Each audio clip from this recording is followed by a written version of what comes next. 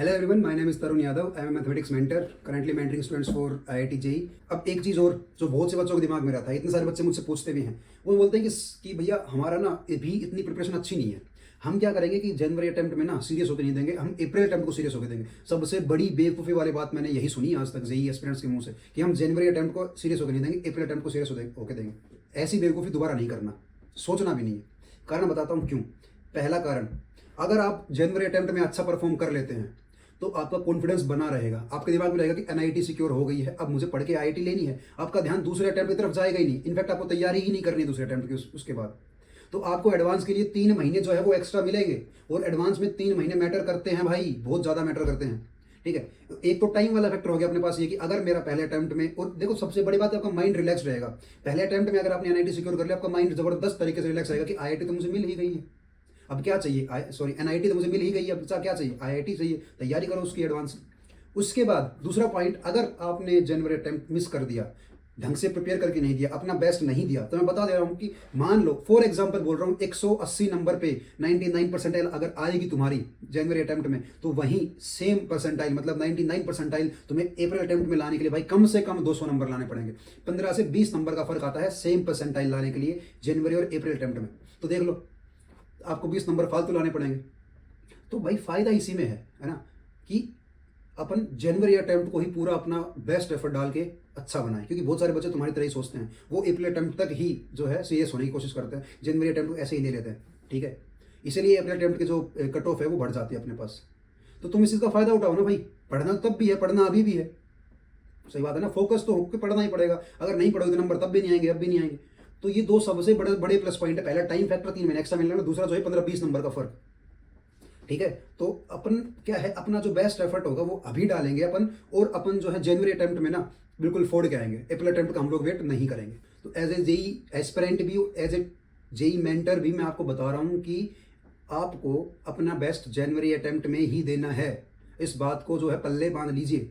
अब जो दूसरा सबसे कॉमन डाउट है, जो मेरे को भी आया था और मैंने किस तरीके से टैकल किया था, डाउट ये था कि भैया है ना, कि हम लोग टाइम निकाल लेते हैं, है ना, अपन पढ़ने की कोशिश भी करते हैं, ठीक है, पर अपन पढ़ नहीं पाते हैं। अपन किताब लेके बैठते हैं, बट अपना माइंड जो है कहीं कहीं रहता है, जो है एक पर्टिकुलर फोकस नहीं बन पा रहा है कि नहीं ये काम मुझे करना है। वो मोटिवेशन नहीं आ रहा अंदर से कि नहीं मुझे ये काम करना है। तो कैसे आएगा, कैसे आएगा मोटिवेशन भाई? सबसे बढ़िया तरीका है इसको टैकल करने का कि write down your targets, write down your AIIMS. लिख दो और चिपका दो दीवार पे कि हाँ ये चिपका दिया मैंने। जब तुम्हें दिखेगा ना सामने कि देखो ये इतने दिन हो गए मैंने कुछ नहीं किया, इसमें एक भी टिक नहीं मारा है, या तुम उसको फाड़ दोगे या फिर भाई पढ़ना शुरू करोगे। अगर तुम रत्ती भर भी सीरियस हो तो, और अगर तुम उसके बाद भी नहीं पढ़ रहे तो तुम छोड़ दो, चाहिए तुम्हारे बस की नहीं है। ठीक है, मैं उन बच्चों की बात कर रहा हूँ जो रत्ती भर भी सीरियस है। लिख दो कि भाई इस दिन तक ये चैप्टर, इस दिन तक ये चैप्टर, इस दिन तक ये chapter. Write down each and everything, every target, every aim that you want to achieve. और सही बताऊं तो वो वाले एम करो जो अचीवेबल हो, वो चीज़ें एम करो जो अचीवेबल हो। फॉर एग्जाम्पल, ऐसे मोटिवेशन में आके ना ये हाइप क्रिएट नहीं करनी है भाई साहब कि मैं तो अब सब कर लूंगा भाई। एक ही हफ्ते में बोला 6 चैप्टर लिख दिए, मैथ्स के 5 लिख दिए, केमिस्ट्री के 4 लिख दिए, फिजिक्स के नहीं हो पाएगा भाई। अचीवेबल टारगेट्स बनाओ ताकि तुम टारगेट पूरे भी तो कर सको। कम से कम टारगेट पूरे करोगे तभी तो मोटिवेशन मिलेगा, तभी तो आगे बढ़ पाओगे भाई। तो मैंने भी यही किया था, तुम भी यही करो। लिख दो और दीवार पे ठप्पा लगा दो कि ये मेरे को करना है।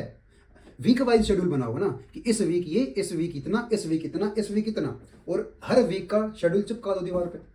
सामने जब प्रोग्रेस दिखेगी तो 1 दिन नहीं, 2 दिन नहीं, 3 दिन बाद तो खुद को शर्म आ ही जाएगी कि भाई नहीं यार मुझे करना पड़ेगा, बहुत सारा मेरा पेंडिंग आ गया। तो भाई साहब उसमें हाथ पैर मारोगे, शुरू करोगे ना, बस उसी चीज़ की देख तुम लोग शुरू ही नहीं कर पा रहे हो, है ना। स्टार्टिंग करना ही मुश्किल होता है। 1-2 दिन अमल कर लिया उस चीज़ पे तो तुम निकल जाओगे। मुझे पता है तुम इतना डिसेंट हो, पढ़ाई के मामले में इतने सीरियस हो। अब वो जो शेड्यूल बनाओगे ना हर हफ्ते का, उस शेड्यूल को बनाते बनाते कुछ चीज़ें दिमाग में बिठा लो कि ये चीज़ मुझे शेड्यूल में डालनी है। मैं बता रहा हूँ आपकी जो प्रिपरेशन है वो 10x बूस्ट हो जाएगी। पहली चीज़ ये होगी कि हर दिन के जो टाइम आप बांटोगे ना, उस टाइम में नंबर ऑफ क्वेश्चन सोल्व करने का जो समय है ना, वो थ्योरी समय से ज़्यादा रखना है। मतलब नंबर ऑफ क्वेश्चन प्रैक्टिस्ड जितने भी करने मेरे को, उसका जो टाइम लगेगा ना वो थ्योरी टाइम से ज़्यादा होना चाहिए। ठीक है, मतलब सवाल ज़्यादा सोल्व करने हैं, थ्योरी कम पढ़नी है, समय वाइज बता रहा हूँ। दूसरा, अपने को हर वीक में एक तो टेस्ट देना ही देना है, चाहे कुछ भी हो जाए, चाहे मैंने कुछ नहीं पढ़ा हो, मैं टेस्ट दूंगा। अब वो टेस्ट मार्क्स के लिए नहीं होता बच्चे, वो टेस्ट होता है भाई कंसिस्टेंसी के लिए। वो टेस्ट होता है टाइम और प्रेशर को बाउंड करके रखने के लिए, है ना, कि मैं टाइम में इस प्रेशर में टेस्ट दे भी सकता हूँ, नहीं दे सकता हूँ, प्रैक्टिस मेरी है भी कि नहीं है। पता लगा आपने एक भी टेस्ट नहीं दिया, सीधे जाके आप मेंस में बैठे हो, आपसे कुछ नहीं होगा, जो आपको आता है आप वो भी नहीं कर पाएंगे। ठीक है, तो एक टेस्ट देना ही देना है, फॉरगेट अबाउट मार्क्स कि कितने आ रहे हैं कितने नहीं आ रहे, बट फोकस ऑन कंसिस्टेंसी। आई बात समझ में? अब देखो तीसरा पॉइंट क्या है कि अपने टारगेट्स जो आप बनाओगे ना वीक में, डे वाइज या फिर जो भी बनाओगे उस वीक में, उनको टाइम के हिसाब से नहीं बनाना है, उनको कंटेंट के हिसाब से बनाना है। फॉर एग्जांपल कहना क्या चाह रहा हूं मैं, ये नहीं करना कि मैं मंडे को 8 घंटे पढ़ूंगा ना। अगर ऐसा करोगे तो आपकी नज़र जो है घड़ी की तरफ ही रहेगी, कितने बज गए कितने बज गए, ये सब नहीं करना है। मुझे ये अपने टारगेट्स ऐसे बनाओ कि मंडे को मुझे जो है ना मैथ्स का क्वाड्रेटिक और कंपाउंड एंगल्स का चैप्टर खत्म करना है, बस उसका ये इतने PYQs करना है, उसमें इतना ये करना है, इतनी थ्योरी पढ़नी करना है, चाहे रात को 10 बजे तक 2 बजे तक 4 बजे तक बैठना पड़े, पर मैं ये खत्म करके ही सोऊंगा मंडे को भाई। इस तरीके का अपना टाइम टेबल बनाओ, कंटेंट वाइज टाइम टेबल बनाओ, कभी भी क्लॉक का जो टाइम है ना उसके हिसाब से टाइम टेबल नहीं बनाना अपने को। आई बात समझ में? अब अगला और सबसे इंपॉर्टेंट पॉइंट ये है कि हर दिन का आधा घंटा, मिनिमम आधा घंटा आप पीछे वाली चीज़ों को रिवाइज करने के लिए फिक्स रखो। वो स्लॉट आपका फिक्स होना चाहिए कि मैं इस आधे घंटे में पीछे वाली चीज़ें रिवाइज करूंगा। ये हर दिन में आधा घंटा फिक्स रखो।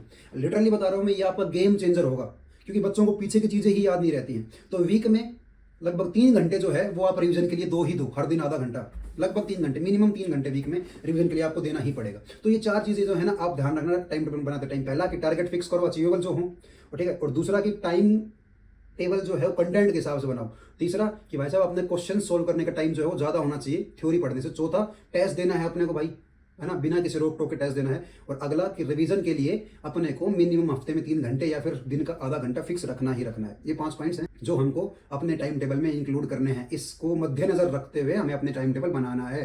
तो यार इस वीडियो में बस इतना ही। तो अगर मैं फिर बोल दे रहा हूँ लास्ट में, अगर IIT जाना है तो बाकी चीज़ों को छोड़ दो, अपने शौक अभी के लिए बंद कर दो। You have to forget about the things that you love, है ना। अगर IIT जाना है तो सिर्फ और सिर्फ पढ़ाई पे फोकस रखो। बाकी शौक आप कॉलेज जाने के बाद, IIT जाने के बाद भी पूरे कर सकते हैं। आपको ज़बरदस्त तरीके की अपॉर्चुनिटीज़ मिलेंगी वहाँ जाके। जो आपका टैलेंट है वहाँ उभार सकते हैं। बहुत ज़्यादा बता रहा हूँ, एक्सपीरियंस बता रहा हूँ मैं, आपको बहुत ज़्यादा अपॉर्चुनिटीज़ मिलेंगी ही मिलेंगी। तो आप भी 99 परसेंटाइल आराम से ला सकते हैं, बशर्ते कि आप में डिसिप्लिन होना चाहिए, आप में कंसिस्टेंसी होनी चाहिए। और आपने एक बार जो फिक्स कर दिया ना कि मेरे को करना है, वो आप करके ही उठेंगे। अपनी गलतियों से सीखो, है ना, गलतियों को रिपीट कभी नहीं करना, अपने को अपनी गलतियों से सीखना है और हर दिन इंप्रूवमेंट करना ही करना है। तो यार अगर ये वीडियो आपको अच्छी लगी हो, इन्फॉर्मेटिव लगी हो, तो वीडियो को लाइक जरूर करना, चैनल को सब्सक्राइब करना। तो चलिए मिलते हैं अगली वीडियो में, तब तक के लिए स्टे फोकस्ड।